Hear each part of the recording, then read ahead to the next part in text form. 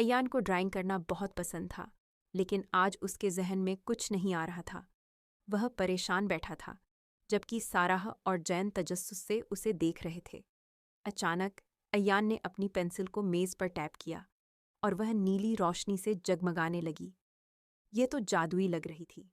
अय्यान ने आहिस्ता से एक परिंदा बनाया और जैसे ही पेंसिल कागज से हटी, परिंदा हकीकत में बदल गया। वह खूबसूरत परों को फड़फड़ाता हुआ कमरे में उड़ने लगा। जैन हैरान रह गया। जोश में आकर उसने पेंसिल पकड़ी और एक खिलौना कार बनाई। जैसे ही उसने लाइन मुकम्मल की, खिलौना कार जादुई तौर पर कागज से बाहर आ गई और खुद ब खुद दौड़ने लगी। अब अय्यान ने कुछ मज़ेदार बनाने का सोचा, एक ज़बरदस्त चॉकलेट केक। जैसे ही उसने ड्राइंग मुकम्मल की, केक जादुई तौर पर सामने आ गया। तीनों ने खुशी से इसका मज़ा लिया, लेकिन जैन शरारत के मूड में था। उसने एक खौफनाक डायनासोर बनाया। जैसे ही तस्वीर मुकम्मल हुई, एक ज़ोरदार दहाड़ गूंजी और एक बड़ा टी-रेक्स जिंदा होकर कमरे में आ गया।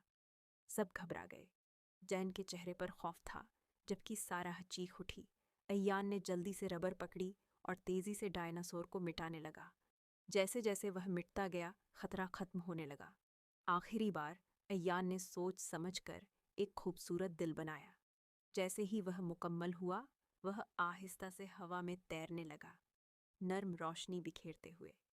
उन्होंने सीखा कि तख्लीकी सलाहियत एक ताकत है, लेकिन इसे समझदारी से इस्तेमाल करना चाहिए। अगर आपके पास जादुई पेंसिल होती, तो आप क्या बनाते?